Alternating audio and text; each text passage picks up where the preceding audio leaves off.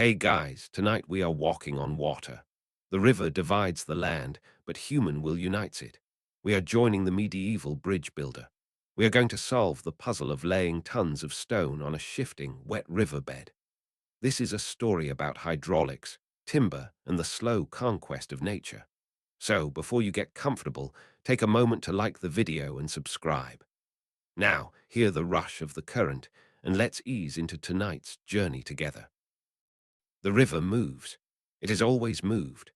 Long before there were names for things, long before anyone thought to cross it with anything more than a hollowed log or a raft of bundled reeds, the water moved from somewhere distant to somewhere else, carrying with it the memory of rain, the sediment of mountains, the cold of snowmelt.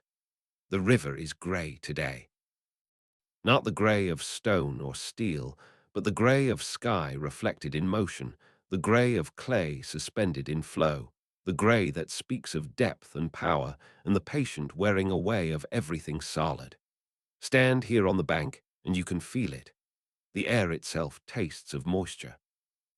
There is a mineral quality to the scent, something ancient and earthy, the smell of wet clay and the green sharpness of willow trees that lean out over the current, their roots clutching at the bank, their leaves trailing in the surface, trembling with the endless passage of water beneath them. This is the crossing point. It has been the crossing point for generations, perhaps centuries. The land on either side is different.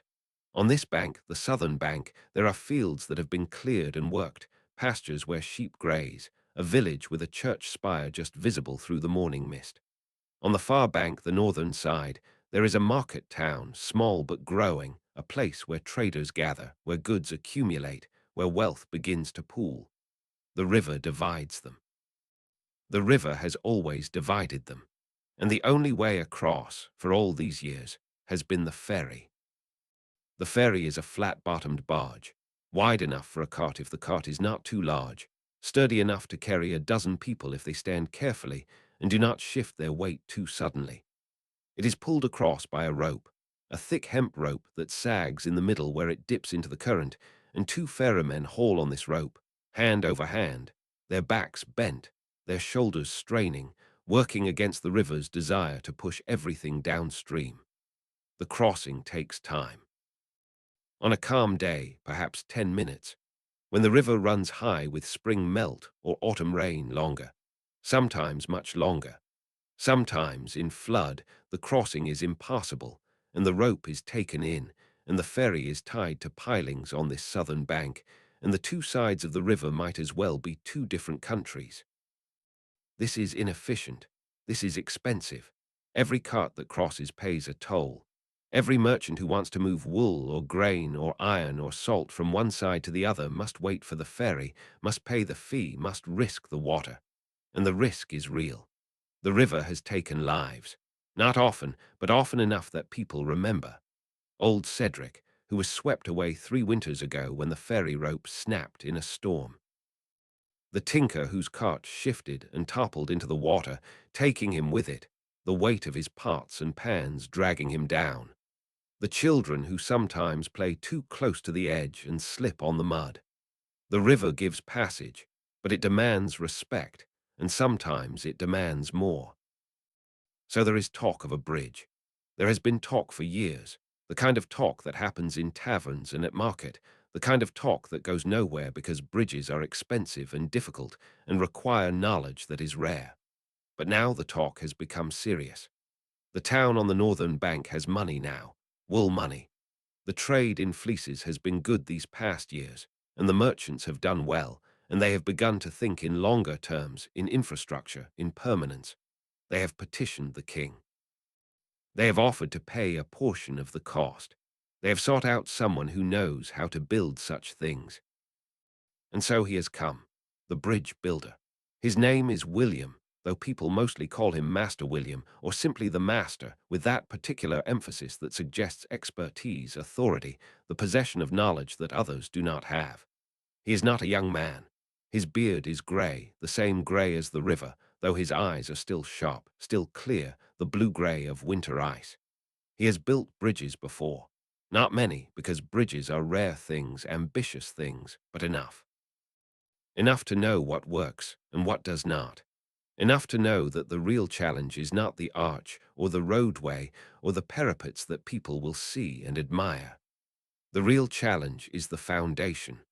The real challenge is what lies beneath the water, invisible, unappreciated, holding everything up. He stands now on the riverbank in the early morning before the mist has fully lifted, and he watches the water. He has been watching it for days. You cannot rush this part. You must learn the river first. You must see how it moves, where it moves fastest, where the current slows and eddies form, where the bed is gravel and where it is sand, and where it is mud. He has waded into the shallows with a long pole, probing the bottom, feeling the resistance, or the lack of it, learning the contours of what cannot be seen. He has watched the ferry cross and cross again, noting how the ferrymen adjust their angle depending on the current, how the barge swings downstream before they pull it back. He has thrown sticks into the water upstream and timed how long they take to pass certain points, calculating speed, calculating force. The decision has been made about where the bridge will be built.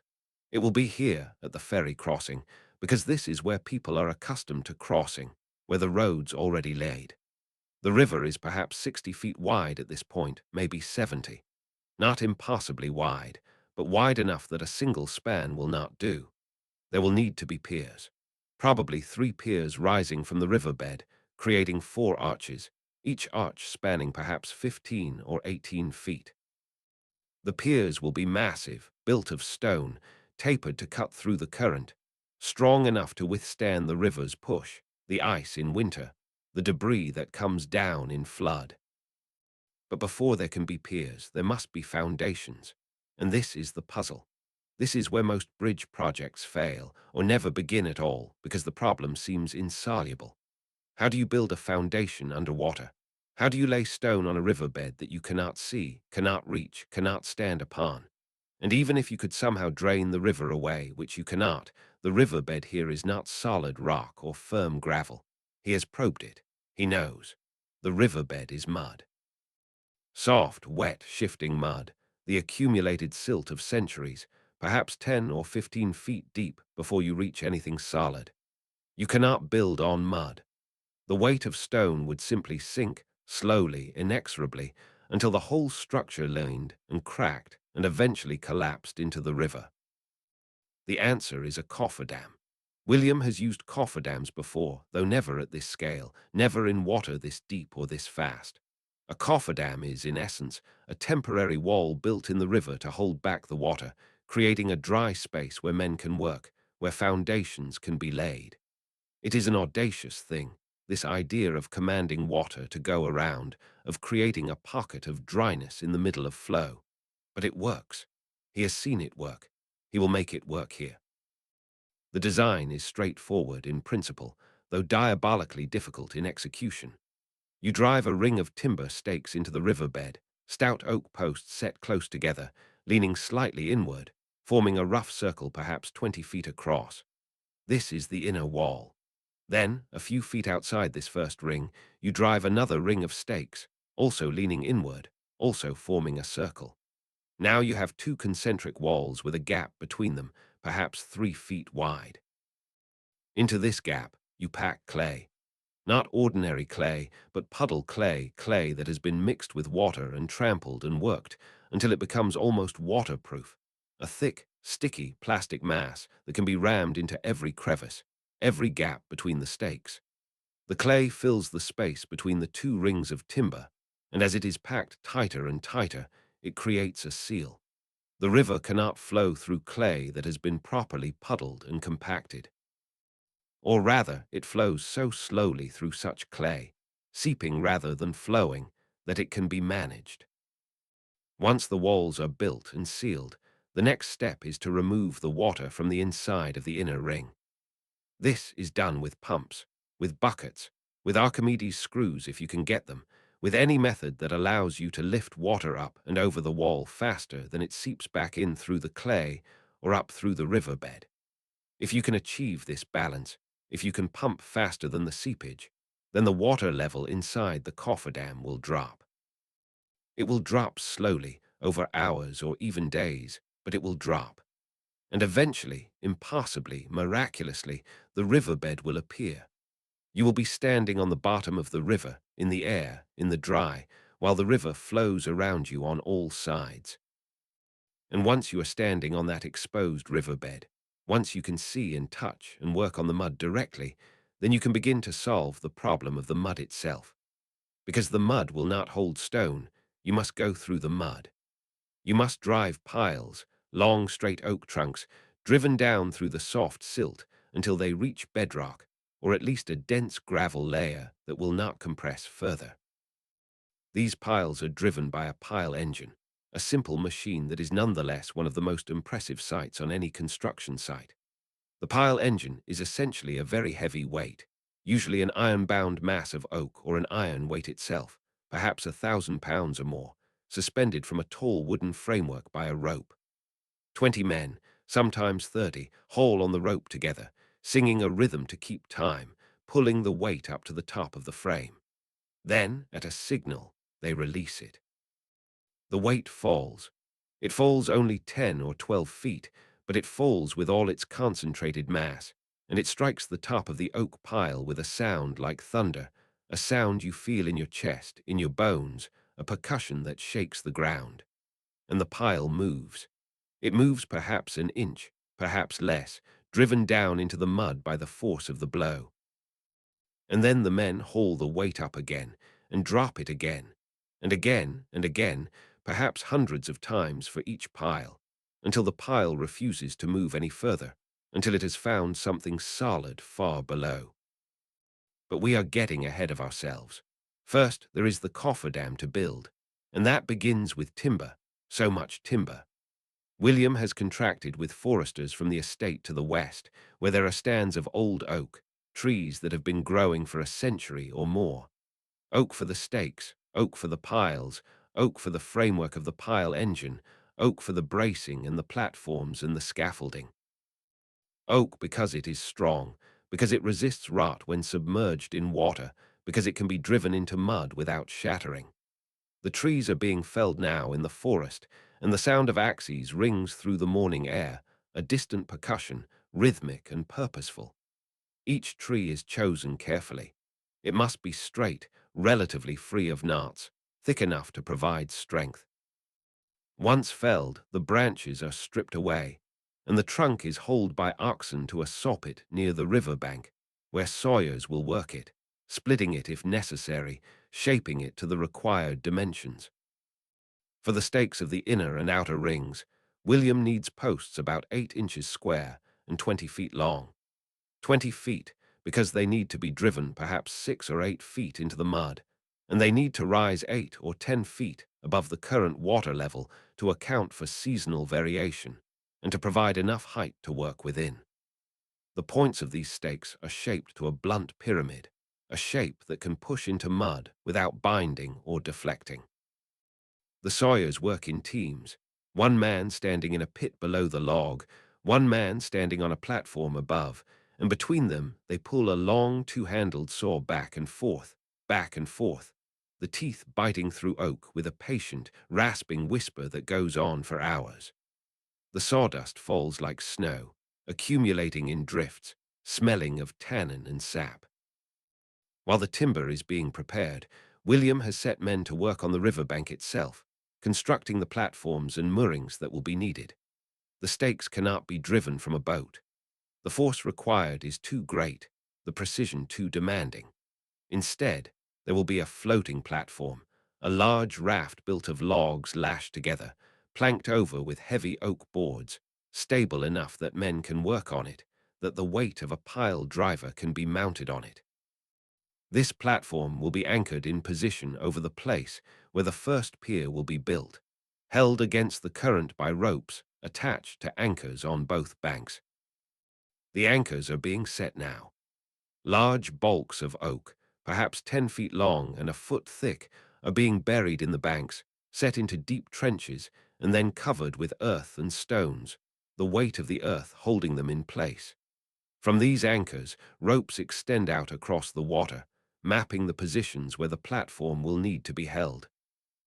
The ropes are hemp, thick as a man's wrist. tarred to resist rot, and they smell of the tar, a sharp, organic smell that mixes with the green scent of the willow and the wet mineral smell of the river. The river is indifferent to all this preparation. It continues to flow, grey and steady, the surface moving in complex patterns where the current is faster in the center and slower near the banks, where upwellings from the bottom create smooth swirls, where the wind pushes against the flow and creates small ripples that catch the light. There are fish in the river, though you rarely see them. Pike, lurking in the deeper pools. Bream and roach in the slower water near the banks. Eels, mysterious and ancient, migrating to and from the distant sea. The fairer men know the river's moods. They know when it is safe to cross and when it is not, and they watch the sky, watch for rain upstream that will turn the water brown and swollen in a day or two. They are skeptical of this bridge project. They have seen ambitious projects fail before. And besides, if there is a bridge, there will be no need for a ferry, and they will need to find other work. But the bridge is coming. The platform is nearly ready. The first load of stakes has been delivered, dragged on sledges from the soppit, each post marked with a charcoal number, each one inspected by William himself, running his hand along the grain, checking for splits or weaknesses. He is a careful man. He knows that a single weak stake, a single point of failure, could compromise the entire Cofferdam, could let water flood in faster than it can be pumped out, could turn weeks of work into waste. The day arrives when the first stake will be driven. It is late spring, and the weather has been cooperative, mostly dry, the river running at a moderate level, not too high, not too low. The platform is in place, floating over the spot William has chosen for the first pier, about 20 feet from the southern bank, in water that is perhaps 8 feet deep. The platform is anchored firmly, the ropes taut, the structure barely moving even when men walk across it. On the platform, there is a pile driver of a simple design, a timber frame forming an A-shape about 12 feet high, with a crossbeam at the top supporting a pulley. The weight is not yet attached. For these initial stakes, which need to be positioned precisely, but do not need to be driven as deep as the foundation piles will eventually need to go, a smaller weight is sufficient. Perhaps 300 pounds, a mass of oak bound with iron straps, with a ring at the top where the rope attaches. The first stake is manhandled into position. It is heavy, awkward. 2 men needed to lift one end, 2 more to control the other. They stand it upright on the platform, and then, carefully, they lower the butt end over the side, into the water. William is there, waist deep in the river himself, wearing leather breeches and boots that are already soaked through. He guides the stake, feeling with his hands where the point touches the riverbed, making small adjustments, a few inches this way, a few inches that, checking with a weighted line to make sure the stake is vertical or as close to vertical as he wants it. The stakes are actually meant to lean slightly inward, toward the center of the circle to create a self-bracing structure, but the lean is subtle, controlled. Once the stake is in position, the men on the platform hold it steady while a collar is fitted around it, just above the water line. This collar is a wooden clamp, padded with rope, that will prevent the stake from moving sideways when it is struck from above. The weight is hoisted up, the rope running through the pulley at the top of the frame, 6 men hauling on the line, the weight rising slowly, creaking, until it reaches the top. There is a mechanism to hold it there, a simple latch that can be released by pulling a lanyard. William gives a signal. The men step back from the stake, holding the guide ropes to keep it steady but not so tight that the stake cannot move downward. There is a moment of stillness. The river flows past the platform, gurgling around the logs, patient and continuous. Then William nods to the man holding the release lanyard. The man pulls. The latch disengages. The weight drops. For a fraction of a second, there is only the whisper of rope running through the pulley, a soft, rushing sound. And then the impact. The sound is not as loud as it will be later when driving the foundation piles, but it is still substantial.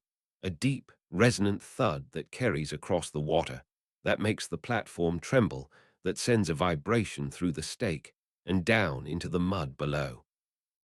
The men watching from the bank, and there are quite a few of them now, villagers and workers and curious onlookers, feel the sound as much as hear it. It is a satisfying sound, a sound of work being done, of force applied, of progress. The stake settles. William checks it, feels how much it has moved, perhaps 2 inches. Good, solid mud, not too soft, not too firm. The men haul the weight up again and drop it again. Thud, and again, thud, a rhythm develops. Haul, steady, drop, thud, haul, steady, drop, thud. The pile driver is simple, but it is effective, and there is something almost hypnotic about the process.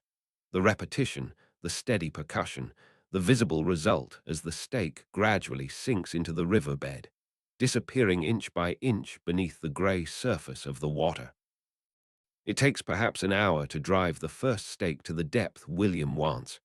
8 feet into the mud, 12 feet still showing above the water.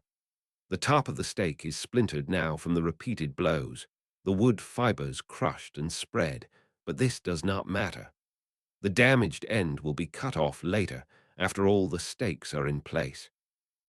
What matters is that the stake is set, firm in the mud, vertical within a degree or two, ready to be one point in the circle that will become the inner wall of the Cofferdam. The second stake is positioned. This one needs to be about 3 feet away from the first, along the circumference of the circle William has laid out. He has a measuring line, knotted at specific intervals, and he uses this to set the distance precisely. The circle has a radius of about 10 feet, so its circumference will be a bit over 60 feet, and at 3-foot intervals, that means approximately 20 stakes for the inner ring. 20 stakes to be positioned, to be driven, to be checked and rechecked. The work proceeds through the day. Each stake takes an hour, sometimes more if the mud proves difficult or if the stake needs to be adjusted and repositioned. By midday, 5 stakes are in place, forming a curve that is beginning to define the circle. The men break for a meal, bread and cheese and ale brought out from the village, and they sit on the platform or on the bank, talking quietly, watching the river. The ferrymen make a crossing while the bridge workers eat, and there is a certain tension in the air, the old way and the new way existing side by side, for now. In the afternoon, the work continues. The sound of the pile driver becomes a familiar rhythm, almost a part of the river itself, the thud-thud-thud blending with the sound of the water, the cry of birds, the distant sounds from the village.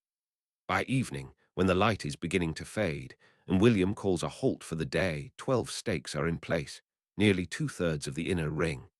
The men are tired, their hands sore from hauling on ropes, their backs aching from bending and lifting. But there is a sense of accomplishment. The stakes rise from the water in a neat arc, dark oak against the grey river, and even though the structure is incomplete, even though there is so much work still to be done, it is possible now to imagine the circle completed, to see the beginning of the Cofferdam taking shape. The work resumes the next day, and the day after that. The weather holds. The remaining stakes of the inner ring are driven, the circle completed, and William inspects it carefully, wading around the inside with his measuring line, checking distances, checking angles. There are minor adjustments to be made. One stake that is leaning a bit too much inward is shored up with bracing from its neighbors. Another that is slightly out of position is accepted because moving it would cause more problems than it solves. Nothing is perfect. In construction, especially in water, you learn to work with tolerances, with approximations that are close enough. Now the outer ring. The platform is shifted, the anchors adjusted, the pile driver repositioned. The outer ring will have more stakes because its circumference is larger, the radius being 13 feet instead of 10. The same process begins again. Position, check, drive, thud, haul, drop, thud. The rhythm is comforting now, familiar, a measure of time passing, of work accomplished. The men have developed a system, each knowing his role, the crew working with increasing efficiency. Between the inner and outer rings, a gap of 3 feet. This gap will be filled with clay, but not yet. First, all the stakes must be in place, and then there will be additional work to prepare the structure.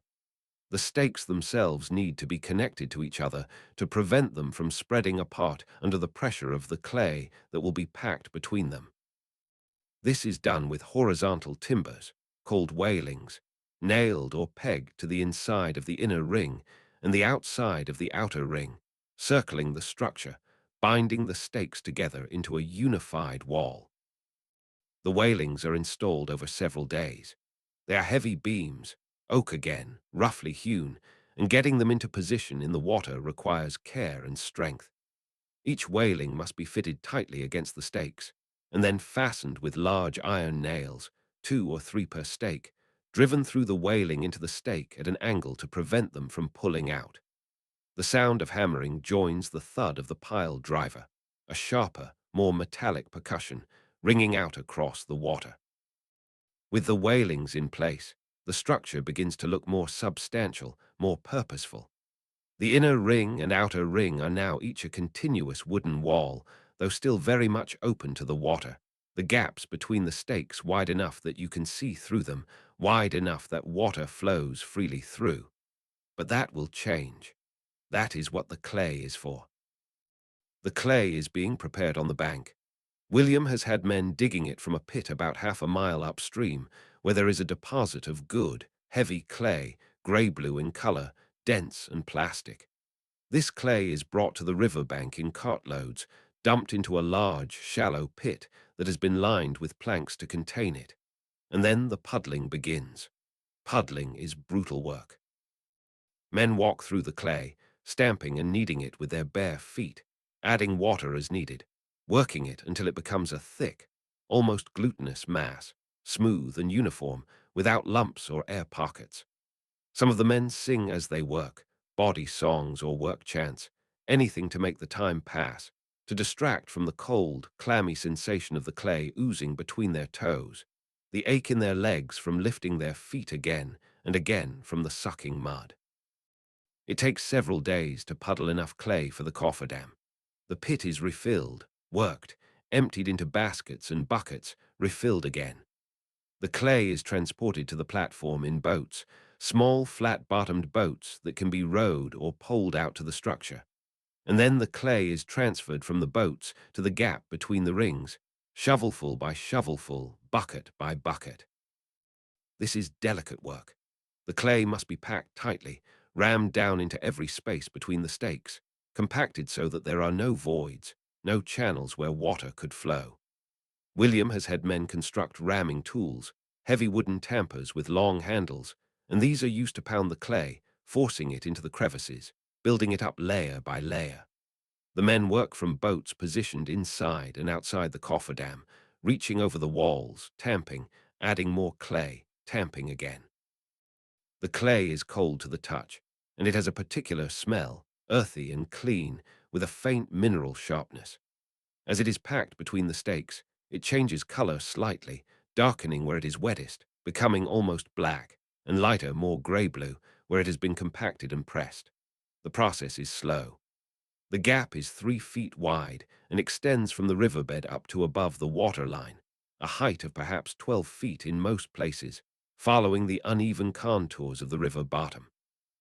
That is 36 cubic feet per linear foot of circumference, and the outer ring's circumference is about 80 feet. It is a tremendous volume of clay. Days pass. The clay rises slowly between the walls, inch by patient inch. The workers develop blisters, then calluses.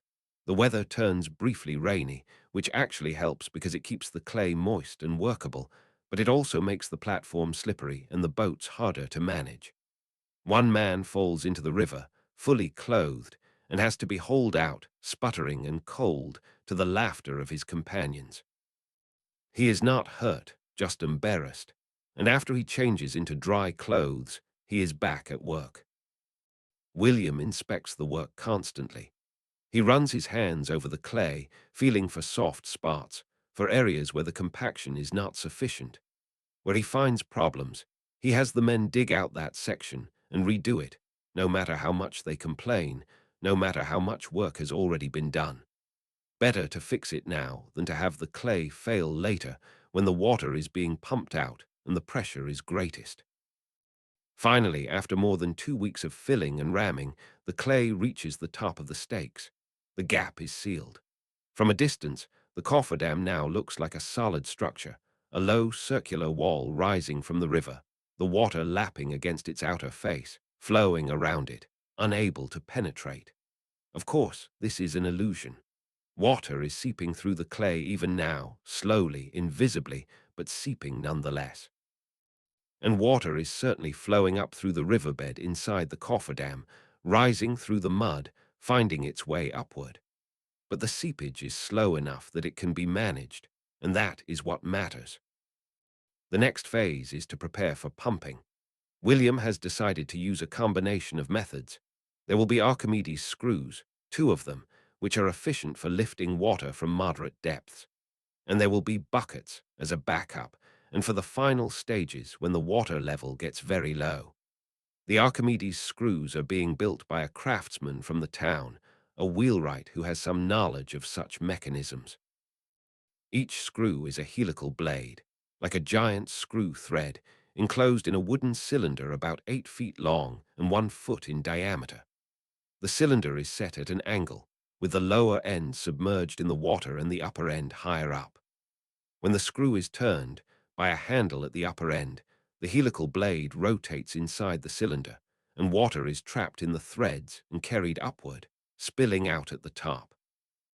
It is an ancient design, attributed to Archimedes of Syracuse, though likely much older than that, and it works beautifully for lifting water with relatively little effort.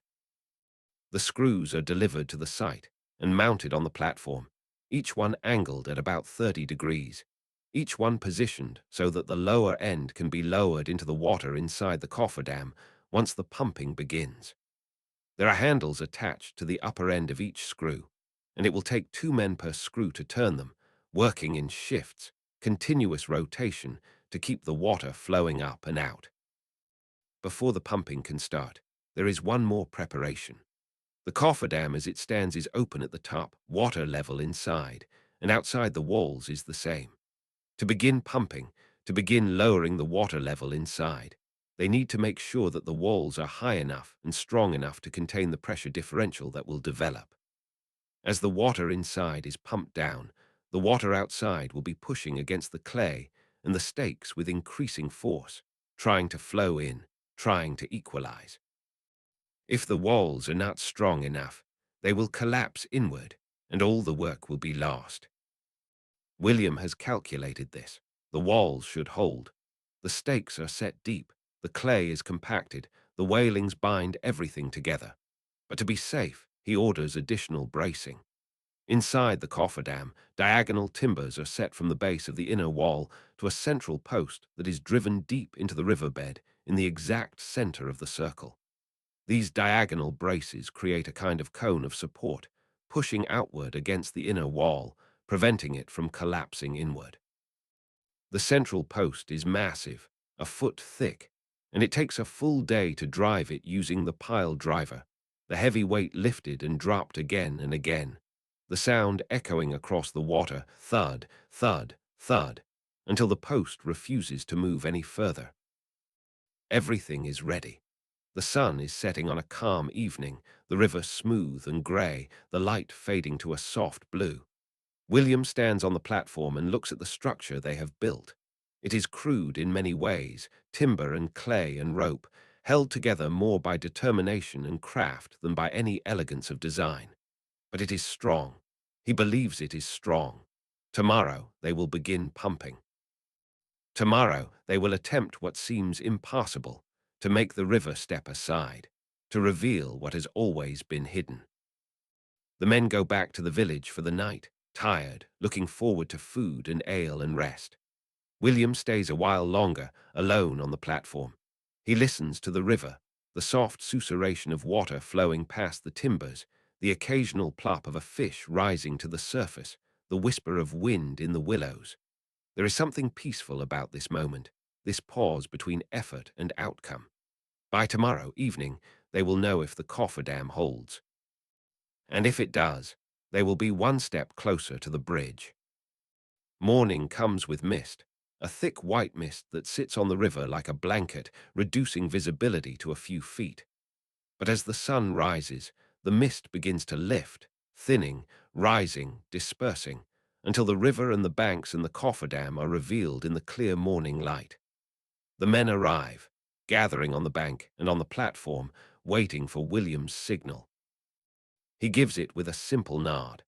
Two men take their positions at each Archimedes screw, grasping the handles. At another signal, they begin to turn. The motion is smooth, rhythmic, around and around, the screws rotating inside their cylinders. For the first few rotations, nothing happens. The lower ends of the screws are submerged, but they need to fill with water first. The threads need to catch and carry. And then, suddenly, water begins to spill from the upper ends of the screws. A clear stream, glittering in the morning sun, splashing over the side of the platform and back into the river outside the Cofferdam. The men keep turning. The screws keep lifting. The flow is steady, perhaps a gallon every few seconds from each screw, perhaps more. It does not seem like much.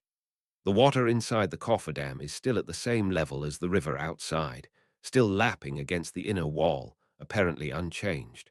But appearances can be deceiving. The screws are removing water, and as long as they remove water faster than it seeps back in through the clay and up through the riverbed, the level will drop. It is a question of balance, of flow rates, of patience.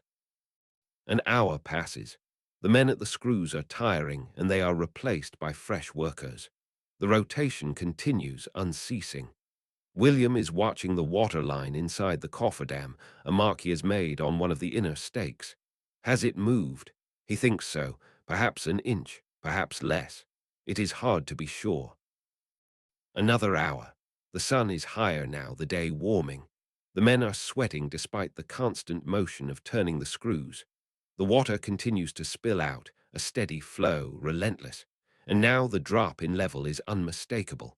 The mark William made is definitely above the water line, and he makes a new mark at the current level, 2 inches lower. Progress. Slow, but real. The work continues through the day. The men at the screws work in shifts, 2 hours on, 2 hours off, a rotation that keeps fresh workers at the handles at all times. The sound of the screws becomes a constant background, a creaking, sloshing rhythm, accompanied by the splash of water being discharged. Other workers stand by with buckets, ready to assist, and as the day goes on and the water level drops further, the buckets become more useful for reaching the low spots, for scooping up water that the screws cannot quite reach. By midday, the water inside the Cofferdam is noticeably lower, perhaps a foot below the river level outside. The pressure on the walls is building. William watches for any sign of failure, any movement of the stakes, any water jetting through the clay. There is seepage, of course. The clay is weeping, beads of moisture forming on its inner surface, small trickles running down. This is expected. As long as it is seepage and not flow, it is manageable. By evening, the water is 2 feet lower. The top of the riverbed is beginning to appear in the center, where the water is shallowest. It is a strange sight, surreal, a patch of wet mud emerging in the middle of what should be river, surrounded by water, surrounded by the gray flow of the current just a few feet away. The men stop to stare. Some of them have never seen the bottom of the river before, never imagined what it might look like. It is just mud, gray-brown, glistening, soft-looking, but it is also somehow miraculous, the hidden made visible. The pumping continues into the night. William has torches lit, brands soaked in pitch that burn with a smoky, wavering light, casting shadows across the platform and the Cofferdam.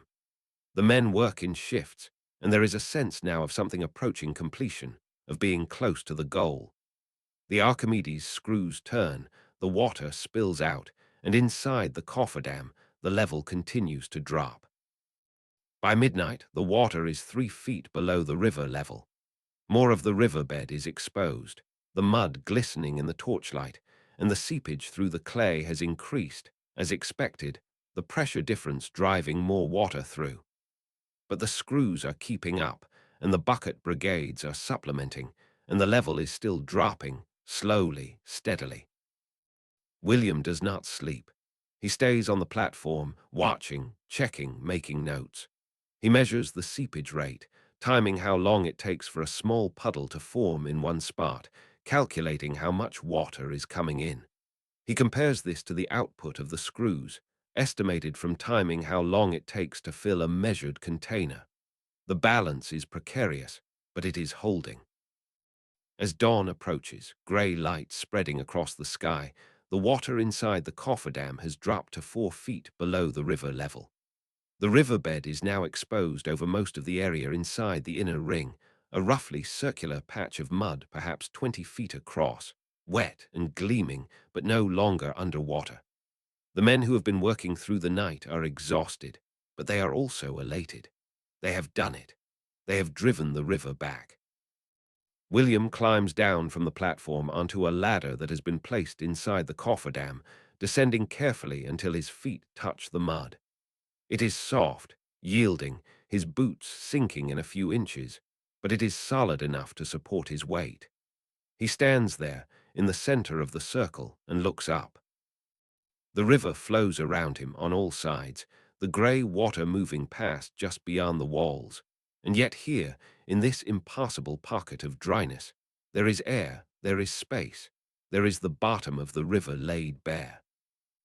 He kneels and he pushes his hand into the mud, feeling the texture, the consistency. It is as he expected, soft, too soft. The top layer is silt, recently deposited, almost liquid. He pushes deeper, past his wrist, up to his elbow. Still soft, though perhaps firmer. He stands and walks to the edge of the exposed area, to where the water is just lapping at the mud, still a few inches deep even with the pumping. He takes a long probe, a wooden pole with an iron spike at the end, and he drives it down into the mud with the weight of his body. It goes in easily, 6 feet, 8 feet, 10 feet, before he feels any real resistance. He pulls it out, and he examines the mud clinging to the spike. Silt all the way down. This will not do. But he knew this. This is why they need piles. The piles will go through this soft layer, down to bedrock or dense gravel, creating a firm foundation that the stone piers can rest upon. The piles are the key. And now that they have access to the riverbed, now that they can see what they are working with, they can begin driving the piles. The pile engine is already being modified for this task. The foundation piles will be much larger than the stakes of the cofferdam, perhaps 2 feet thick, and they will need to be driven much deeper. The weight that was adequate for the stakes will not be sufficient. William has ordered a new weight to be cast, a solid iron mass, 1,500 pounds, a brutal concentration of force. The casting was done at a forge in the town, and the finished weight has been transported to the site, hauled on a heavy cart drawn by 8 oxen, the animals straining against the load, the cart creaking and groaning under the weight. The new weight is hoisted onto the platform with a system of pulleys and levers, the men working together, coordinated, calling out warnings and encouragements. It takes most of a day just to get the weight into position, suspended from a reinforced framework that has been built specifically for this purpose. The framework is taller than the one used for the stakes, nearly 20 feet high, to allow the weight to fall from a greater height, to build more energy, to strike with more force. The first foundation pile is prepared. It is a massive timber, an oak trunk 24 inches in diameter and 40 feet long, the bark stripped away, the surface smooth and straight. One end has been shaped to a blunt point, iron-shod to prevent splintering when it is driven.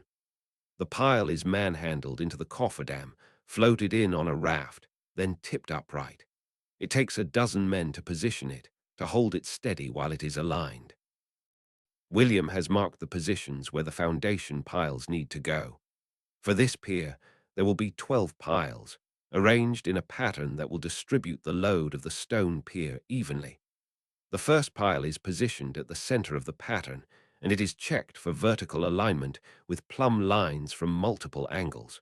When William is satisfied, he signals for the pile to be held ready. The new weight is hoisted to the top of the framework. This takes 20 men on the rope, hauling together, the rope creaking, the weight rising slowly, agonizingly, until it reaches the top and is latched into place. The men step back. The platform is cleared of everyone except the crew operating the pile driver and William himself, who stands to one side, watching. The signal is given, the latch is released, the weight falls. The sound is overwhelming. It is not just a thud anymore.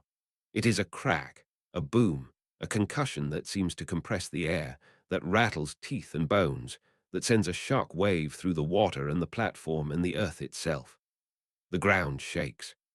The pile, struck with 1,500 pounds of iron falling 20 feet, drives down into the mud with visible force, sinking perhaps 6 inches in that single blow. The men who are watching from the bank flinch at the sound, some of them covering their ears. This is not the patient, rhythmic percussion of driving the Cofferdam stakes. This is violence, controlled but absolute, the application of raw force to bend nature to human will.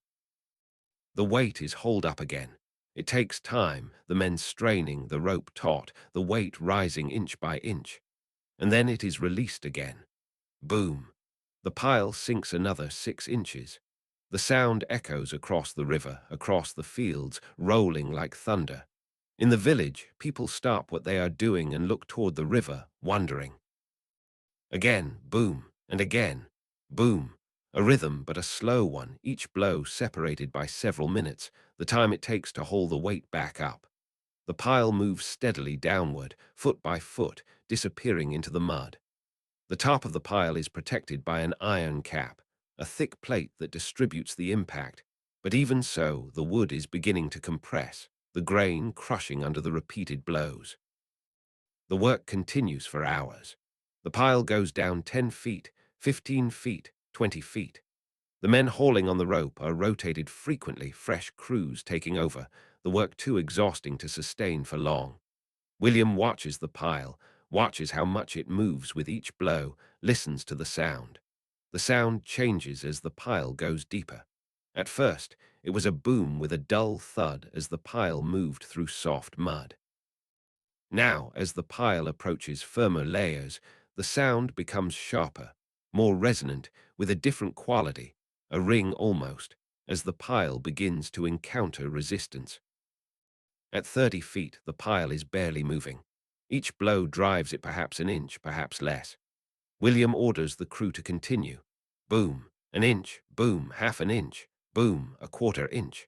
At 32 feet, the pile refuses to move at all. 3 blows in a row, 3 booming impacts, and the pile does not budge. William signals to stop. The pile has reached refusal, as they call it. It has hit something solid, something that will not compress further. Bedrock or dense gravel, it does not matter which. What matters is that it is solid, and the pile is set. 8 feet of the pile still protrude above the mud inside the cofferdam. This is good. The piles will be cut off later, all at the same level, to create a flat platform on which the stone foundation of the pier will be built.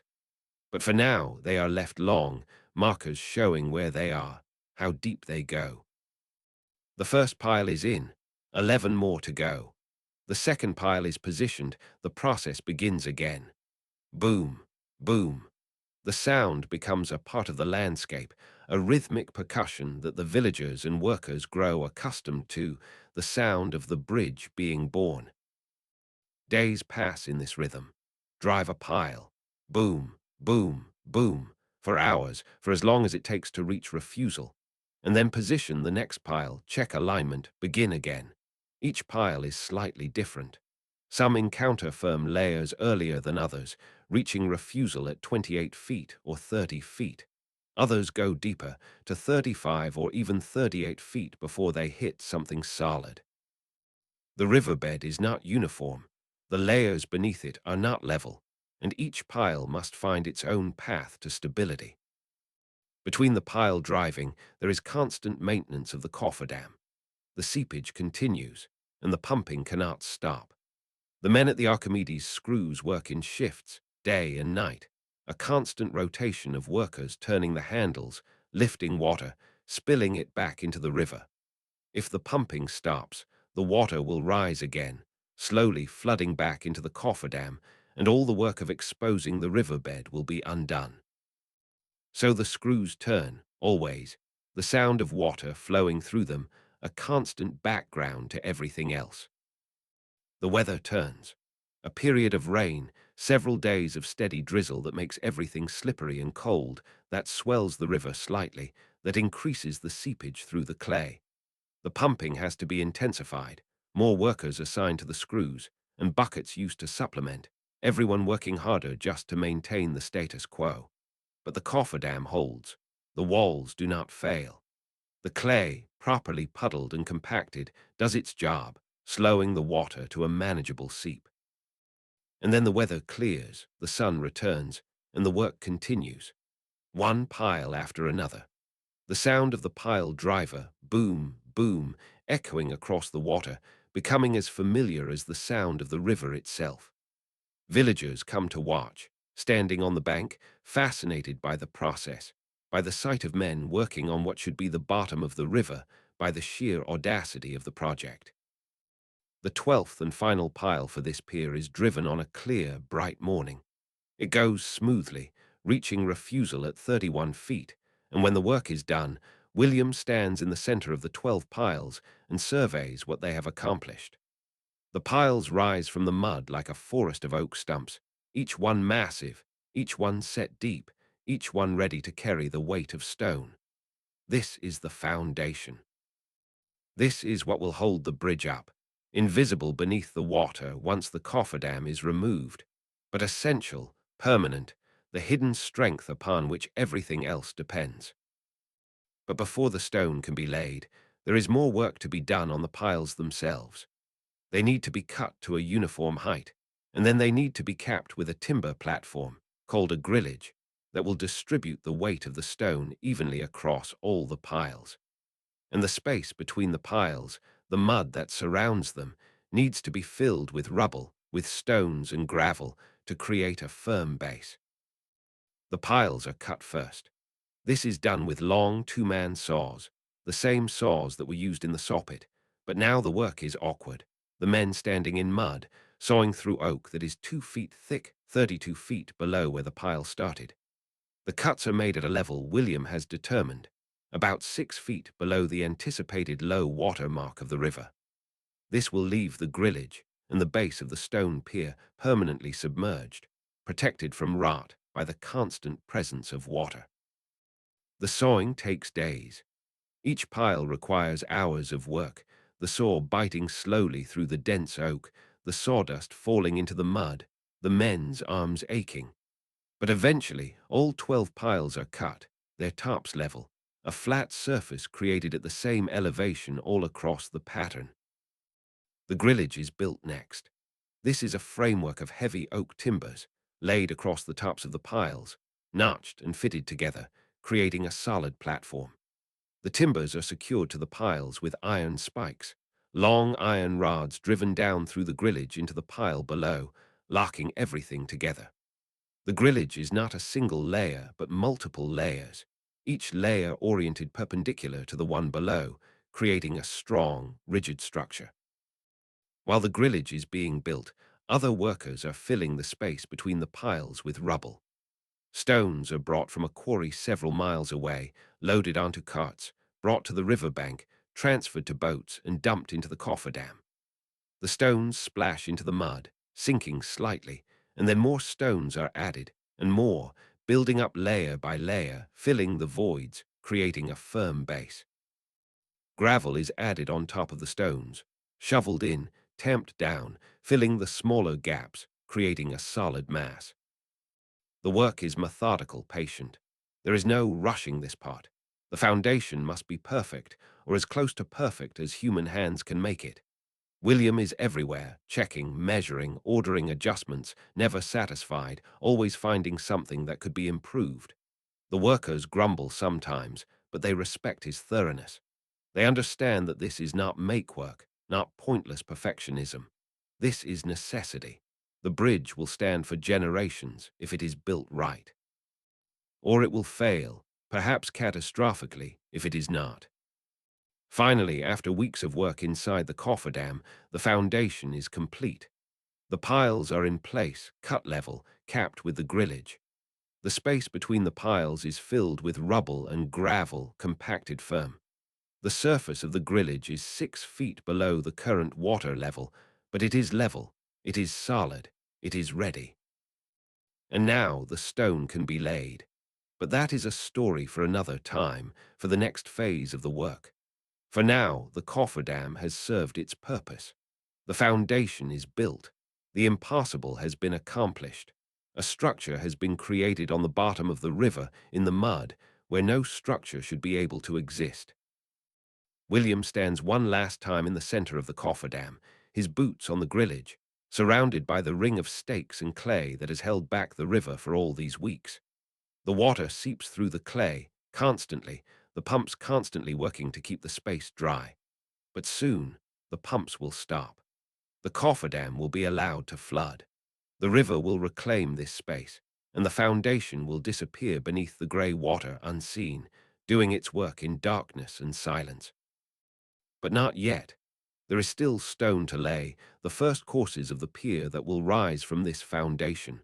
That work will begin tomorrow. For today, there is a sense of completion, of a milestone reached. The men are tired, their hands calloused, their backs aching, but there is satisfaction in their tiredness.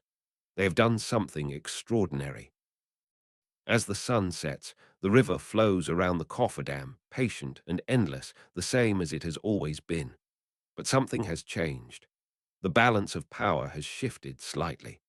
The river has been commanded to step aside, and it has obeyed. And on the bottom of the river, invisible to anyone who does not know it is there, a foundation waits, ready to carry the weight of stone, ready to support a bridge that will last for centuries. The water flows, grey and steady, carrying with it the memory of rain, the sediment of mountains, the cold of snowmelt. And beneath the water, in the darkness and the silence, oak piles stand firm, driven deep into the earth, holding their position against the current, against time itself.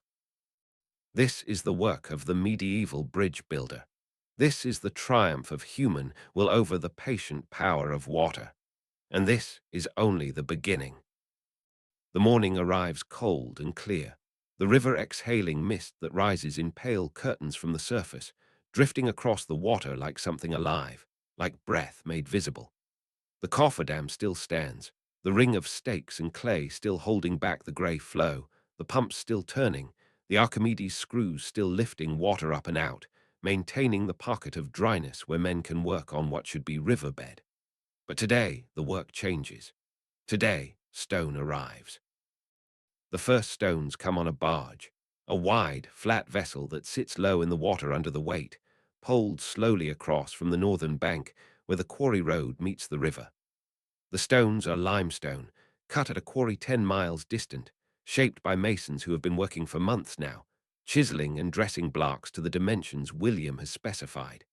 Each stone is rectangular, precise, the faces smooth and flat, the edges square.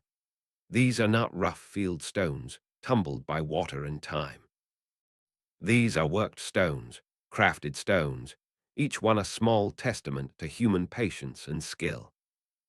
The barge is tied alongside the platform, and the unloading begins. Each stone weighs perhaps 300 pounds, some more, some less, too heavy for a single man to lift, but manageable for 3 or 4 working together. They use slings, heavy rope loops passed under each stone, and then the men haul together, lifting the stone from the barge onto the platform, shuffling forward, lowering it carefully onto the timber decking. The stones make a solid sound when they touch down, a deep thunk of weight meeting wood, a sound that speaks of permanence, of substance. The first course of stones will be laid directly on the grillage, the timber platform that caps the oak piles. This first course is critical. It must be level, it must be perfectly positioned, because everything above will depend on it. William has marked the outline of the pier on the grillage with chalk lines. a shape that is not a simple rectangle, but something more sophisticated, something designed with the river in mind. The pier will be shaped like a ship's hull, pointed at both ends. The upstream end, the end that faces into the current, will come to a sharp point, a wedge that will split the water, directing it smoothly to either side, reducing the force of the current against the pier. This pointed end is called a starling, and it is crucial for the pier's survival. A blunt, flat face would take the full force of the river, would create turbulence and pressure that could, over time, undermine the foundation, scour away the riverbed around the piles, weaken the entire structure. But a starling, properly shaped, deflects the current, guides it gently around, reduces the stress. The downstream end of the pier will also be pointed, though not as sharply, to allow the water that has divided around the pier to come back together smoothly, without creating eddies that could trap debris or cause scouring. The overall shape is graceful, functional, the product of centuries of observation and refinement by builders who understood water, who respected its power. The first stone is positioned at the point of the upstream starling.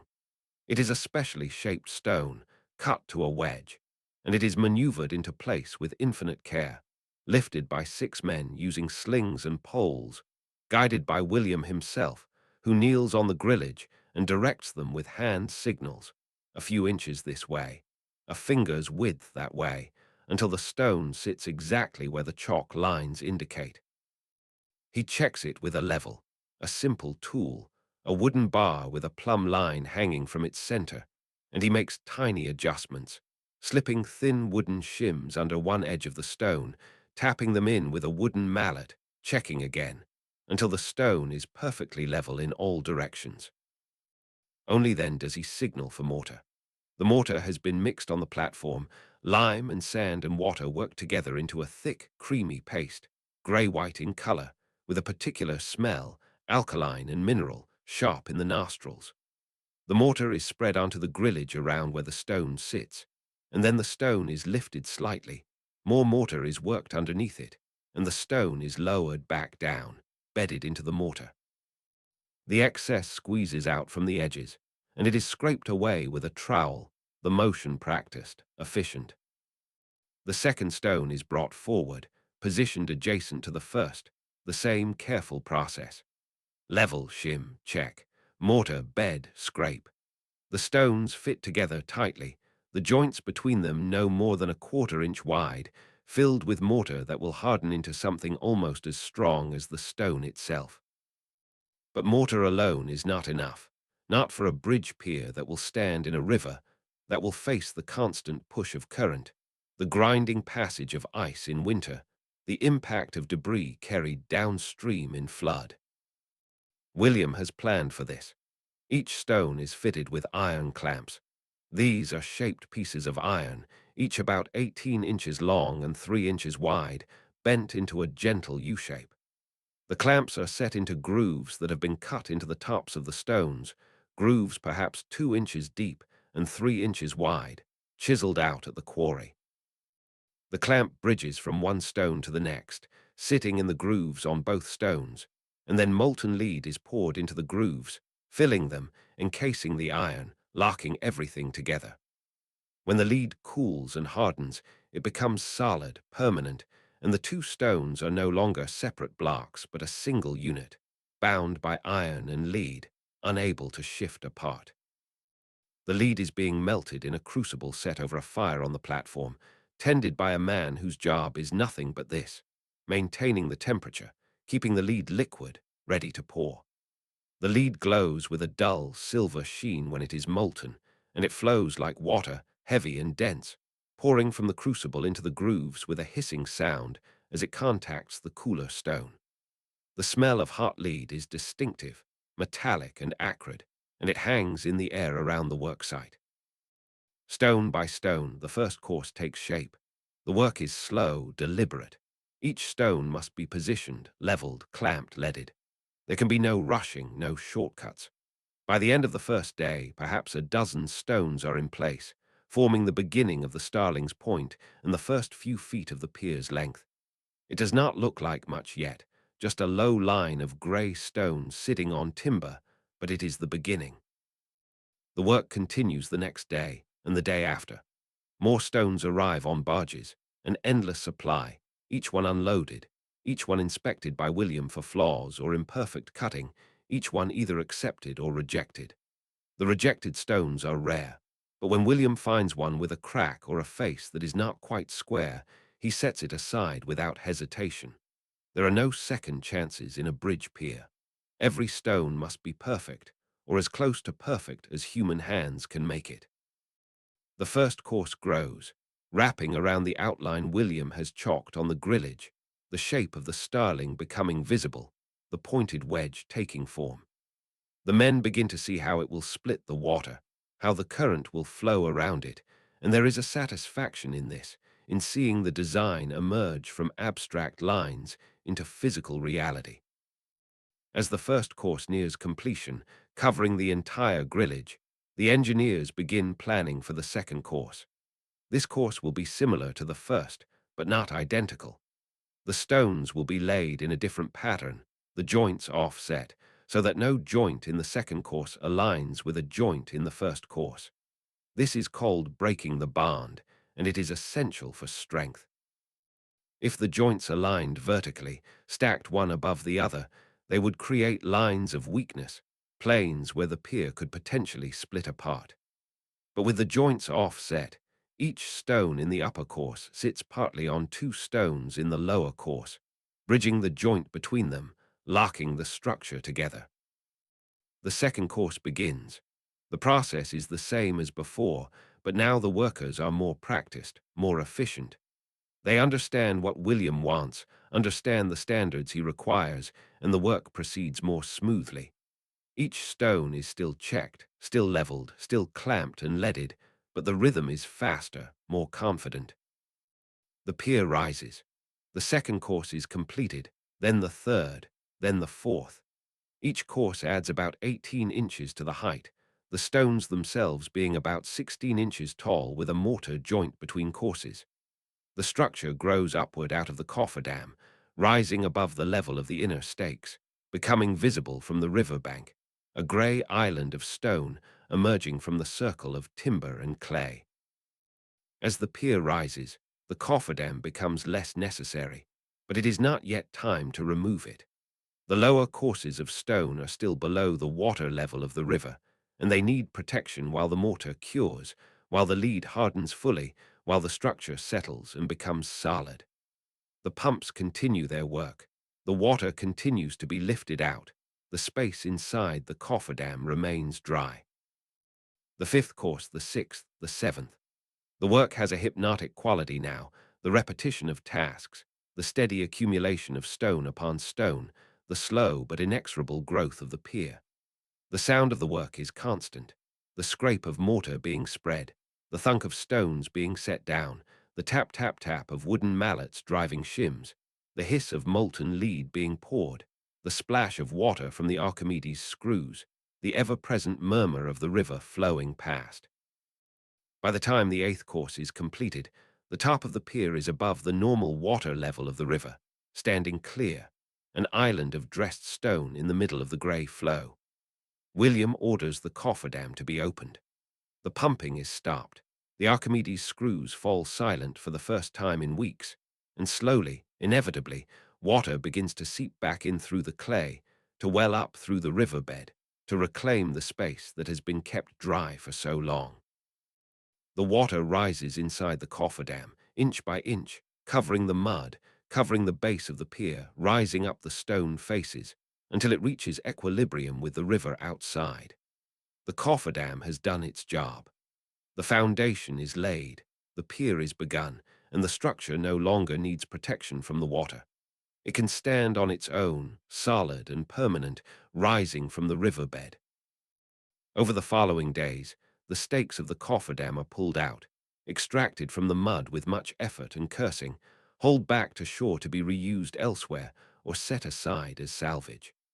The clay between the inner and outer rings is excavated, shoveled out, though much of it has already been washed away by the current now that the stakes are gone. The timber wailings are removed, the bracing timbers, the platform itself is partially dismantled. What remains is the pier, standing alone in the river, the water flowing around it, dividing at the upstream Starling, curving smoothly past the flanks, rejoining downstream, exactly as William designed it to do. The current does not batter the pier. It does not create turbulence or eddies. It flows around the Starling as water flows around a stone in a stream, smooth and continuous, the pier simply an obstacle to be accommodated, not resisted. The sight is immensely satisfying to William. The engineering is working. The shape is correct. The pier is performing as intended. But the pier is not yet complete. It needs to rise higher, above the anticipated high water mark, above the level where ice might impact it in winter, to a height where the springing point of the arches will be. William calculates this height at about 16 feet above the normal water level, which means perhaps 24 courses of stone in total. They are at 8 courses now, barely a third of the way. A new platform is constructed, floating adjacent to the pier, anchored to the pier itself with ropes and timbers, creating a workspace where masons can stand and work on the upper courses. The barges continue to arrive with stone, the unloading continues, the work continues. Course by course, the pier grows taller. The 9th course, the 10th. The stonework is beautiful now, the courses straight and level, the joints tight, the faces smooth. The masons take pride in their work, and there is a friendly competition among them to see who can dress a stone most perfectly, who can create the tightest joints, who can work fastest without sacrificing quality. The 11th course, the 12th. Winter is approaching, and William wants to have the pier completed before the hard frosts arrive, before the river begins to carry ice. Ice is dangerous for construction. It can damage scaffolding, can make the stones slippery and difficult to work, can halt progress for weeks or even months. So the pace increases slightly, the work extending longer into the evening, the men working by torchlight when necessary. The 13th course, the 14th, the 15th. The pier is now rising well above the river, a substantial structure, visible from far across the fields. People from the village come to watch in the evenings, standing on the bank, marveling at the size of it, at the precision of the stonework. Children dare each other to swim out to it, though none are brave or foolish enough to actually attempt it in the cold water and swift current. The 16th course is laid as the first snows begin to fall, light dustings that melt quickly but signal that winter is arriving. William pushes the crews harder, and they respond, understanding the urgency. The 17th course, the 18th. The stone arrives steadily from the quarry, the masons there working in shifts to keep up with the demand. The 19th course is completed on a day when the snow falls heavily, fat flakes drifting down, settling on the stones, melting on contact with the mortar, which is still slightly warm from the chemical reaction of the lime curing. The 20th course, the 21st. The pier is nearly at its full height now. The top platform where the arches will spring is almost within reach. The 22nd course is laid with special care because it will be the last full course. Above this, there will be a capping course, slightly different in profile, and then the Springer stones, the stones where the arches will begin their curve upward. The 23rd course is the capping course. The stones for this course are cut with a slight projection, a few inches of overhang beyond the faces of the courses below, creating a visual break, a line that defines the top of the pier proper and the beginning of the arch structure above. These stones are set with the same care as all the others, leveled, clamped, leaded, but with the additional attention to the aesthetics, to the appearance, because this is where the structure will be most visible to anyone crossing the bridge. And then, finally, the Springer stones. These are specialized stones, cut with one face flat, sitting on the capping course, and the other face curved, angled upward and outward, beginning the curve of the arch. There are 2 Springer stones for each arch, one on each side of the gap that the arch will span. The gap between this pier and the next pier, or between this pier and the bank, is about 18 feet, carefully calculated to be both architecturally sound and practical for the length of stones available and the techniques of arch construction William knows. But before the arch can be built, before the curved stones of the arch can be laid, there is a problem that must be solved. An arch is a structure that holds itself up by the pressure of stone against stone, each stone pushing against its neighbors, the forces balanced, the weight distributed down through the curve into the piers on either side. But an arch only becomes self-supporting when it is complete, when all the stones are in place, when the final keystone at the top locks everything together. Until that moment, until the arch is complete, the stones have nothing to rest on but air. They would simply fall. This is where the centering comes in. The centering is a temporary wooden structure, a framework built in the exact shape of the underside of the arch, rising from pier to pier, spanning the gap. The arch stones will be laid on top of this wooden framework, resting on it, supported by it, until the arch is complete and can support itself. Only then, in a moment that is both terrifying and triumphant, will the centering be removed, lowered away, leaving the stone arch standing free. Building the centering is as complex as building the arch itself, perhaps more so, because the centering must be precisely shaped, must be strong enough to carry the weight of all the arch stones, and must be designed to be removed cleanly without disturbing the arch above.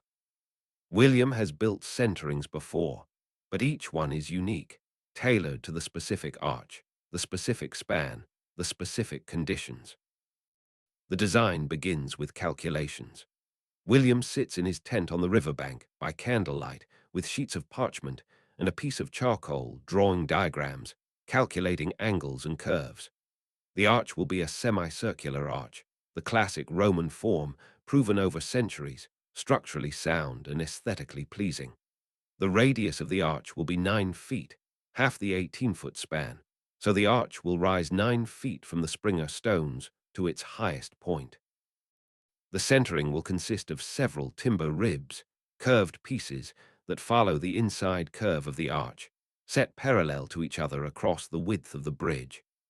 These ribs will be supported from below by vertical posts that rise from a timber framework spanning between the piers. It is a structure within a structure, all of it temporary, all of it designed to be dismantled. The work begins on the banks, where there is space to work. The ribs are constructed from shorter pieces of timber, curved and joined together, because it is nearly impossible to find a single tree with the natural curve needed, and even if such a tree could be found, it would be prohibitively expensive and difficult to transport.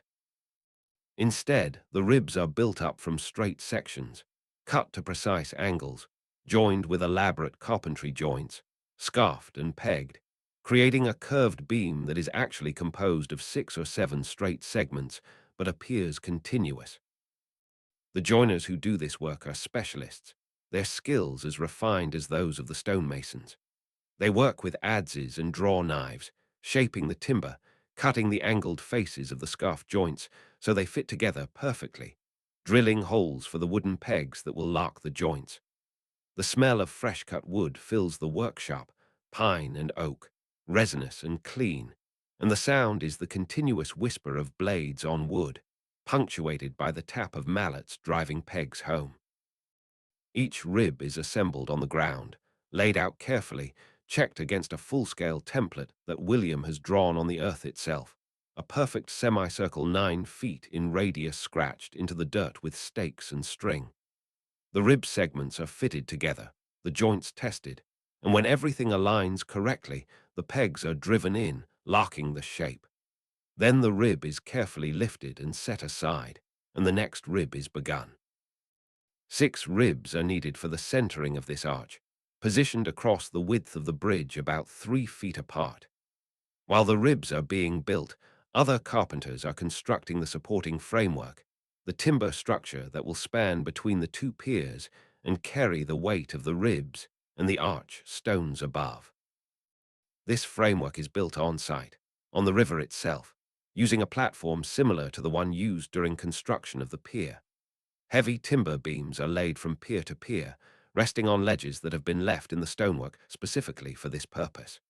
These beams, called centering beams, are enormous, perhaps 18 inches square and 20 feet long, and getting them into position is a major undertaking, requiring multiple crews, pulleys, ropes, and careful coordination.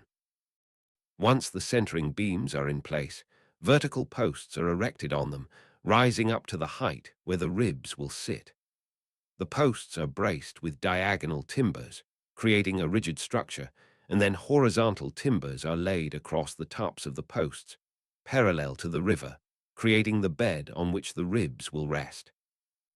The ribs are transported out to the site, floated on rafts, and then lifted into position with a system of ropes and pulleys. Each rib is heavy, several 100 pounds of timber, and maneuvering them into place in the middle of the river on a platform that shifts slightly with the current requires skill and nerve. But the men have done this kind of work before, have developed the instincts for it, and one by one the ribs are positioned, spaced evenly across the width of the bridge, their lower ends resting on the horizontal timbers, their upper curves rising in perfect semicircles. Between the ribs, additional timbers are laid, horizontal pieces called lagging, which run along the curve of the ribs from one side of the arch to the other. The lagging creates a continuous surface, a curved wooden ceiling that follows the inside shape of the arch. On top of the lagging, boards are laid, tight together, creating a smooth, continuous surface. This is the surface on which the arch stones will rest. The centering is complete. It is an impressive structure in its own right, a massive wooden arch rising from the river, intricate and strong, every joint fitted, every brace in place.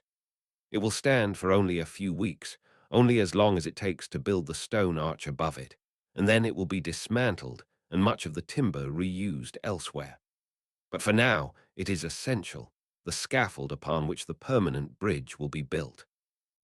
The arch stones, called voussoirs, have been arriving from the quarry along with the pier stones, but they are different, specialized. Each voussoir is a wedge shape, the inner face narrower than the outer face, so that when they are arranged in a curve, they fit together tightly, each one pressing against its neighbors. The angle of the wedge varies depending on where in the arch the stone will be placed. Stones near the springer where the arch begins have a gentle wedge angle. Stones near the top of the arch, where the curve is tighter, have a more pronounced wedge. Each voussoir is numbered, marked with a chisel cut that corresponds to a position in the arch. This is crucial because the stones are not interchangeable. Each one has been cut to fit a specific place, to create the correct curve, and using them out of order would result in gaps or misalignments. William has the voussoirs laid out on the bank in order, a long row of wedge-shaped stones, and he checks each one against his drawings, verifying the angles, the dimensions. A mistake now, a stone cut incorrectly or used in the wrong position, could compromise the entire arch. The laying of the arch begins on a calm day in early winter, the river running low and clear, the centering standing ready. The first voussoirs to be laid are the springer stones, already set in place on top of the piers, marking the beginning of the arch. The next voussoirs, stone number 2 on each side, are brought out to the site by barge and lifted onto the centering. These stones are heavy, each weighing perhaps 400 pounds, and lifting them requires block and tackle, multiple ropes, careful balance. The stone is hoisted up, swung over the centering, and lowered gently onto the curved wooden surface. Masons guide it into position, checking its alignment with the springer stone, ensuring that the wedge shape is oriented correctly, that the inner face is toward the inside of the arch, and the outer face toward the outside. Mortar is spread on the top of the springer stone, and the new voussoir is bedded into it, pressed down, tapped with mallets to settle it firmly. The fit is checked, the alignment verified, and then the next stone is brought forward. The process is slow, meticulous. Each stone must be positioned exactly, must sit flush against its neighbor, must maintain the curve of the arch. The masons work from both sides simultaneously, laying stones from the left springer and from the right springer, working toward the center where eventually they will meet. The arch rises, stone by stone, the curve becoming visible, the structure taking shape. The third stone, the fourth, the fifth. Each one is a wedge, each one presses against its neighbors. But for now, they are all resting on the wooden centering below, their weight carried by the timber ribs and beams, the pressure of stone against stone not yet activated. The sound of the work is different now. There is still the scrape of mortar, the thunk of stone on wood, but there is also a sense of tension, of building towards something, of approaching a critical moment. The arch is not yet an arch. It is a row of stones laid on a wooden frame. It will only become an arch when the final stone is in place, when the structure locks itself together. The sixth stone, the seventh, the eighth. The curve is pronounced now, rising steeply from the piers, climbing toward the apex. The masons work carefully, checking and rechecking, because any error now, any misalignment, will be magnified as the arch continues upward. The ninth stone, the 10th. The arch is more than halfway complete on each side. The two rows of stones are approaching each other, climbing up from left and right, converging toward the center. The gap at the top is narrowing. The 11th stone, the 12th. The stones are now almost at the highest point of the arch, the apex where the curve levels out briefly before beginning to descend on the other side. But this arch is symmetrical, built from both sides, so there is no descent, only the meeting point. The 13th stone is laid on the left side, and the 13th on the right, and now there is only one gap remaining, a wedge-shaped space at the very top of the arch, waiting for the final stone. This final stone is the keystone. It is shaped differently from the other voussoirs, cut precisely to fit the gap, and it is slightly larger, slightly more prominent, both for structural reasons and for symbolism. The keystone is the stone that locks the arch, that completes the structure, that transforms a row of individual stones resting on wood into a unified, self-supporting arch of stone. The keystone has been prepared with special care. Its faces are dressed smooth, its edges crisp, and on its outer face, the face that will be visible from below, a simple decoration has been carved, a date marking the year of the bridge's construction, and a small symbol, a mason's mark, or perhaps a blessing. The keystone is brought to the site with ceremony. William himself oversees its placement, directing the crew, checking every detail. The stone is lifted carefully, hoisted up to the top of the arch, swung into position above the gap. Masons on scaffolding on either side guide it, hands reaching out to steady it, to prevent it from swinging. Mortar has been spread on the faces of the stones on either side of the gap, thick layers, more than usual, to ensure a good bond. The keystone is lowered slowly, carefully into the gap. It does not drop easily. It must be coaxed, tapped with mallets, driven down into the wedge-shaped space. The masons strike it gently, alternating sides, tap on the left, tap on the right, working it down millimeter by millimeter. The sound of the mallet on stone is crisp, clear, a sound like a bell, clink, clink, clink. And then the sound changes, becomes deeper, a thud rather than a clink, as the stone seats fully, as it comes into firm contact with its neighbors, as the wedge shape drives it tight. There is a moment of stillness. The keystone is in place. The arch is complete. The stones are all touching, all pressing against each other, the forces beginning to activate, the weight beginning to transfer from the centering below to the arch itself, stone to stone, curve to pier. But the centering is still in place, still supporting the weight. The arch is complete, but it has not yet proven itself. That will come later, when the centering is struck, when the wooden framework is removed and the arch must stand alone. For now, there is work to be done above the arch. The spandrels, the triangular spaces between the curve of the arch and the level roadway above, must be filled. This is done with rubble, smaller stones and gravel, packed in and mortared, building up the mass on either side of the arch until a level surface is achieved. On this level surface, the roadway will be laid, paved with stone or gravel, creating the path that travelers will walk or ride across. But before the spandrels are filled, before any additional weight is added, William wants to strike the centering, to remove the wooden support and allow the arch to carry its own weight. This is the test. This is the moment of truth. The striking of the centering is a process that requires care and planning. The centering cannot simply be knocked apart or pulled down. If it were removed suddenly, the arch above might shift or settle unevenly, might crack or even collapse. Instead, the centering must be lowered slowly, gently, allowing the arch to settle gradually, to find its equilibrium, to distribute the forces smoothly. The mechanism for this is built into the centering itself. The vertical posts that support the ribs are not standing directly on the centering beams below. Instead, they are resting on wooden wedges, tapered blocks of oak driven between the post and the beam, holding the post up. By knocking these wedges out, carefully and in the correct sequence, the posts can be lowered, and the ribs they support can be lowered, and the entire centering can be brought down gradually. William has planned the sequence carefully. The wedges will be removed starting from the center and working outward so that the arch settles from the top down, the keystone taking weight first, then the stones on either side, then the next ones, and so on, until the entire arch is bearing its own weight evenly.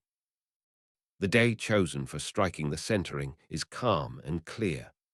William wants no distractions, no wind that might sway the structure, no rain that might affect the mortar, which has been curring for several weeks, but is still not at full strength.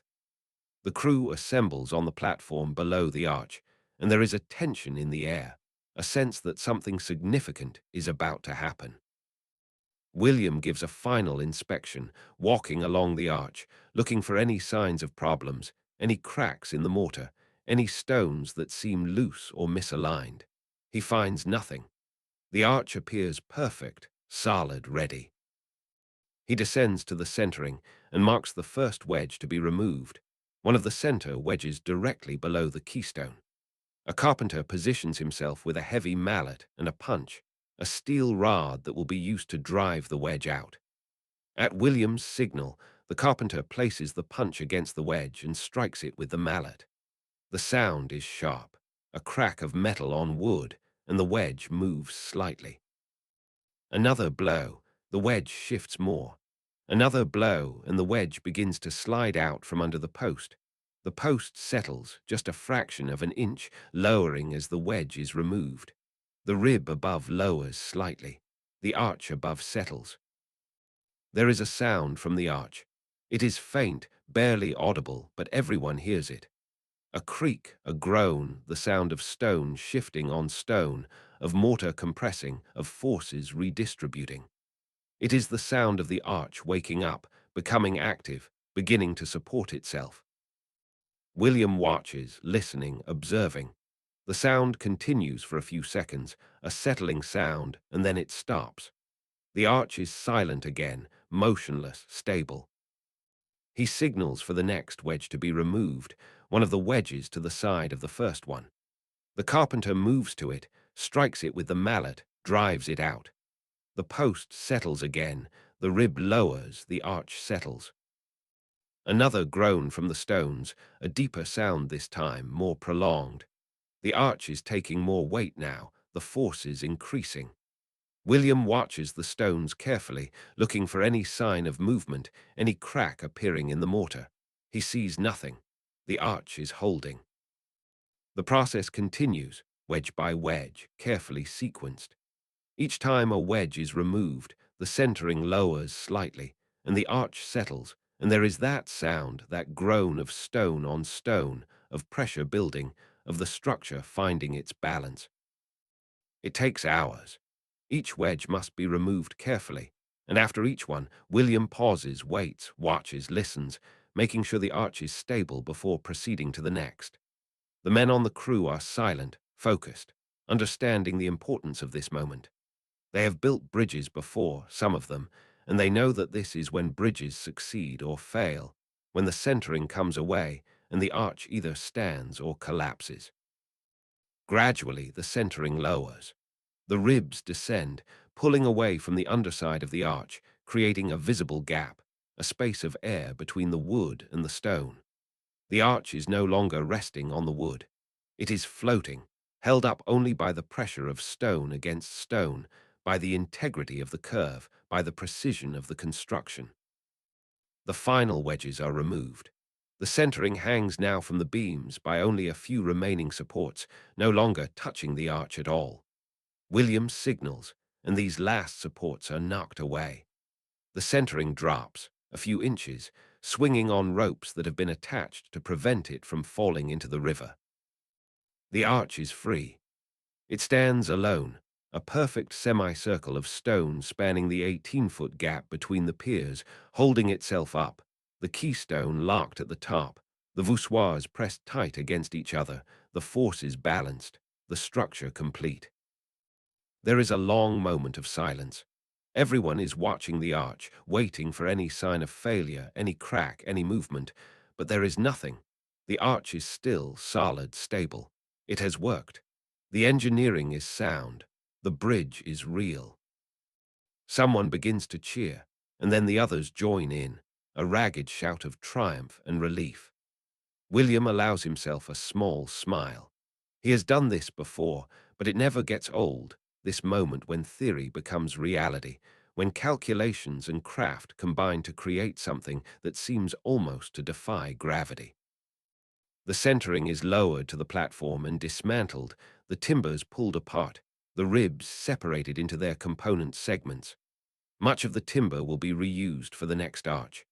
There are 3 more piers to build, 3 more arches to construct, but the process is proven now, the method validated.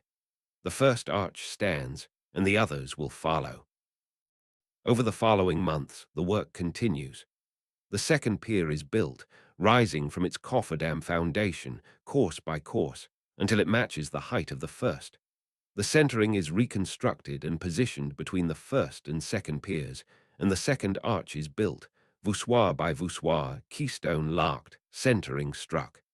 The arch stands. The third pier, the third arch. The pattern is established, the rhythm familiar, the crews working with practiced efficiency. Winter comes and goes, work halted during the hardest frosts, resuming in the early spring.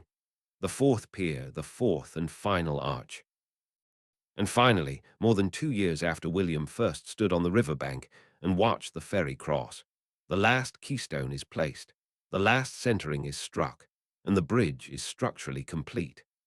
4 stone piers rising from the riverbed, 4 semicircular arches spanning between them and between the piers and the banks, creating a continuous path across the river. There is still finishing work to be done.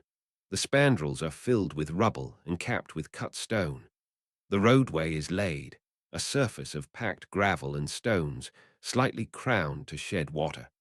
Parapets are built along both sides, low walls of stone that will prevent travelers from falling off the edge, that will provide a sense of safety and enclosure. The parapets are not high, perhaps 3 feet, but they are solid, built of the same dressed limestone as the piers, each coping stone carefully shaped and fitted. The parapets give the bridge its final character, its finished appearance, transforming it from a bare structure of piers and arches into something recognizable, identifiable as a bridge. The last stone is laid on a warm day in late summer. The masons step back and look at what they have created. From bank to bank, the bridge spans the river, a graceful series of arches, the starlings of the piers splitting the current, the water flowing smoothly beneath, the roadway level and solid above. William walks across the bridge, from the southern bank to the northern, his boots crunching on the gravel, his hand trailing along the parapet. It is a strange feeling to walk across water, to be suspended above the river that for so long was an obstacle, a barrier. The bridge changes everything. The 2 sides of the river are no longer separate. They are connected now, permanently, by this structure of stone and engineering. People begin to use the bridge immediately, even before it is officially opened. They cannot resist. The ferry still operates, but people walk across the bridge instead, marveling at the solidity of it, at the view from the center, looking down at the water flowing beneath the arches. Children run across, their footsteps echoing on the stone. Merchants bring carts, testing the roadway, finding it smooth and solid. The bridge changes the rhythm of life in the village and the town. Crossing the river is no longer an event, no longer something that requires waiting for the ferry, paying a toll, risking the water. It is simply a matter of walking across, a few minutes, effortless. Trade increases. People visit back and forth more frequently. The town grows. The river flows beneath the bridge, grey and steady, the same as it has always been. The current divides at each pier, flows around the Starlings, rejoins on the downstream side, continues its eternal journey to the distant sea. The river does not care about the bridge. The river will continue to flow long after the bridge has crumbled to dust.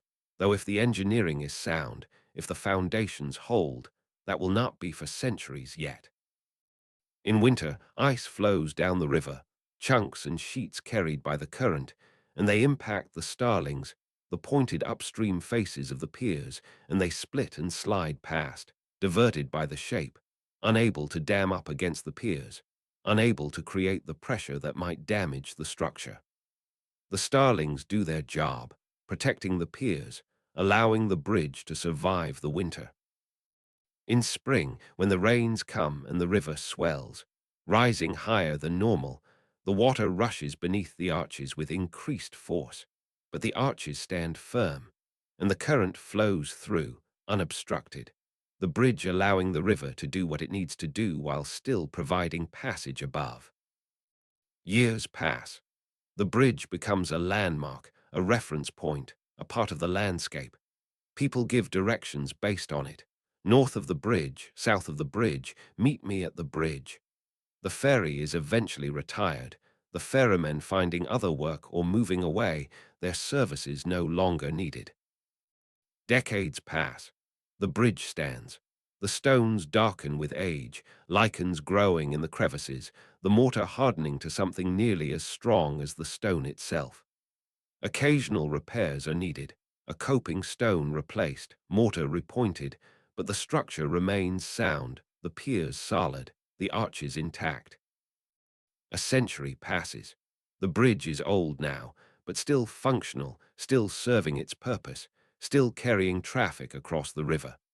People who cross it daily do not think about the engineering, do not consider the cofferdams and the piles driven deep into the mud, do not imagine the effort it took to build.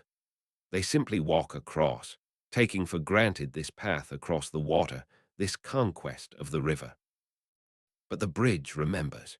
In its stones, in the iron clamps hidden within the courses, in the oak piles buried deep below the waterline, the bridge carries the memory of its creation.